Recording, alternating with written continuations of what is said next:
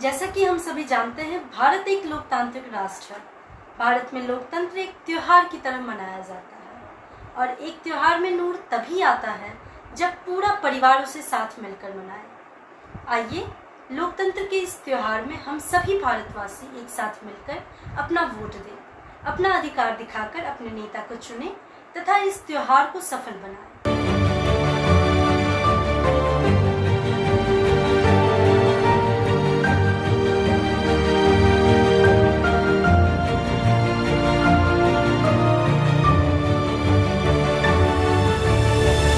नमस्कार, मैं सुमन कवजन आप सभी का स्वागत करती हूँ हमारे चैनल द क्वेस्ट पर। आज हम चर्चा करेंगे देश में चल रहे लोकसभा चुनाव के तीसरे चरण के बारे में।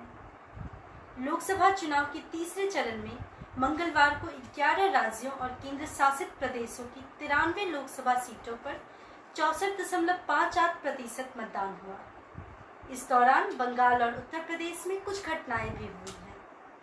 प्रधानमंत्री नरेंद्र मोदी ने गांधीनगर में तो वहीं गृह मंत्री अमित शाह ने अहमदाबाद में मतदान किया। तीसरे चरण में 81.71% के साथ सबसे ज्यादा मतदान असम में हुआ है। वहीं बंगाल में 76.52% और सबसे कम 57.34% मतदान उत्तर प्रदेश में हुआ है। तीसरे चरण में गृह मंत्री अमित शाह गांधीनगर में, शिवराज सिंह चौहान विदिशा से, ज्योतिराव सिंधिया गुना से, मनसुख मांडविया पोरबंदर से, पुरुषोत्तम रूपाला राजकोट से, प्रहलाद जोशी धारवाड़ से, एसपी सिंह बघेल आगरा से, डिम्पल यादव मैनपुरी से, सुप्रिया सूले बारामती से और कांग्रेस के दिग्गज नेता दिग्विजय सिंह राजगढ़ से मैदान में हैं। आपको यह बता दें कि पहले दो चरण में 543 में से 189 सीटों पर, तीसरे चरण में 93 सीटों पर मतदान हो चुका है। बंगाल में तीसरे चरण में भी कम पड़े वोट। बंगाल की 4 सीटों पर कुल 76.52% वोट पड़े। पिछले लोकसभा चुनाव में इन सीटों पर कुल 81.66% वोट पड़े थे। मुर्शिदाबाद के हरिहरपाड़ा में एक कांग्रेस के नेता के घर बमबारी की गई। आरोप तृणमूल पर है। जंगीपुर में एक बूथ पर भाजपा प्रत्याशी धनंजय घोष की तृणमूल कार्यकर्ता से झड़प हो गई थी। चुनाव आयोग के पास कुल 443 शिकायतें जमा पड़ी हैं। वहीं मैनपुरी व संभल में 57.34% मतदान हुआ है। उत्तर प्रदेश में 10 सीटों पर करीब 57.34% मतदान हुआ है। मैनपुरी सीट से सपा प्रत्याशी डिम्पल यादव, भाजपा प्रत्याशी पर्यटन एवं संस्कृति मंत्री जयवीर सिंह और भाजपा से शिव प्रसाद यादव मैदान में हैं। बेवर के एक गांव तेजगंज में मतदान केंद्र पर मारपीट और पथराव हुआ है। आरोप है कि सपा कार्यकर्ता यहां पोलिंग डंप करने का प्रयास कर रहे थे।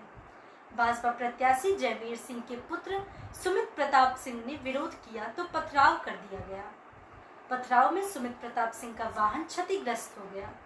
उत्तर प्रदेश राज्य निर्माण सहकारी संघ के अध्यक्ष के कार पर भी हमला हुआ है। आरोप है कि हमलावरों ने अखिलेश यादव जिंदाबाद का भी नारा लगाया।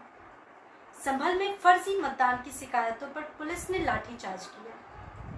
सपा प्रमुख अखिलेश यादव ने आरोप लगाया है कि भाजपा कार्यकर्ता मैनपुरी में बूथ लूटने की कोशिश कर रहे थे। अब चलिए हम बात करते हैं बिहार और गुजरात की। बिहार में 58.5% और गुजरात में 59.51% मतदान हुआ है।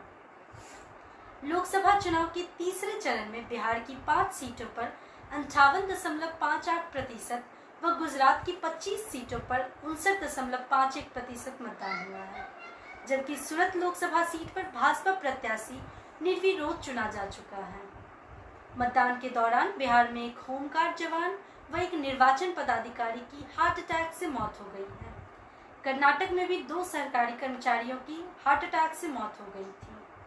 गुजरात में भी महिला निर्वाचन अधिकारी की मौत हो चुकी है। अब हम बाकी राज्यों के बारे में भी चर्चा करते हैं। आपको यह जानकारी दे दें कि महाराष्ट्र में 61.44%, छत्तीसगढ़ में 71.06%, गोवा में 75.2%, कर्नाटक में 70.41%, दादर व नगर हवेली, दमन और दीव में 59.87% और मध्य प्रदेश में 66.5% मतदान हुआ है। महाराष्ट्र में ईवीएम पर पेट्रोल छिड़ककर आग लगा दी गई।